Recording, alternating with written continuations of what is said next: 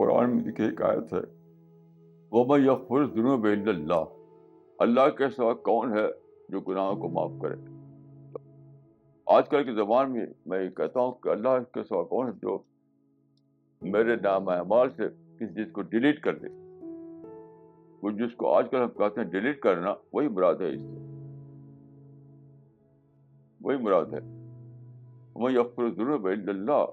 یہ معاملہ انسان کے اعمال جو ہیں وہ ایک پورا خود ایک یونیورس ہے. انسان ان سارے اعمال میں جو لاکھوں کروڑوں آئٹم ہیں، اس میں سے اس آئٹم کو حذف کرنا جو مطلوب نہیں ہے، تو کون کر سکتا ہے؟ اللہ کے سوا کو کر نہیں سکتا. اس کو میں آج کل کی زبان میں کہتا ہوں کہ اللہ کے سوا کوئی نہیں ہے جو کسی کے نام اعمال سے غیر مطلوب چیزوں کو ڈیلیٹ کر سکے. دوسری آیت دیکھیں، ایک اور ہے، یا عبادی الذین اسرفوا علی انفسہم لا تقنطوا من رحمۃ اللہ وان اللہ یغفر الذنوب جميعا.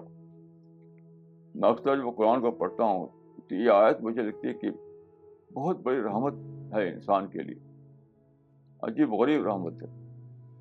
اس کا ترجمہ یہ ہے، اے میرے بندو جنہوں نے کہ اپنی جانوں پر ظلم کیا ہے، زیادتی کی ہے، تو تم مایوس نہ ہو، کیونکہ اللہ سارے ہی گناہوں کو معاف کر سکتا ہے. فإن اللہ یغفر الذنوب جميعا. اس میں دیکھیے کوئی چیز ایگزمپٹڈ نہیں ہے، کوئی چیز ایگزمپٹڈ نہیں ہے. تو اسلام میں جو تصور دیا گیا ہے وہ یہ ہے کہ بندہ اگر سچی توبہ کرے،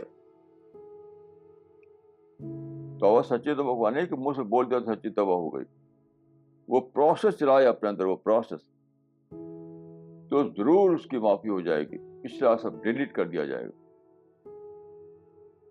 اور توبہ کا یعنی موقع انسان کو آخر وقت تک دیا گیا ہے.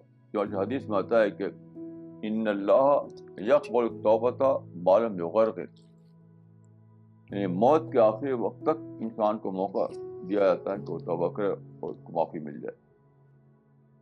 تو مغفرت کا جو تصور ہے اسلام میں وہ تو بہت ہی وسیع ہے، کوئی چیز اس میں ایگزمپٹڈ نہیں.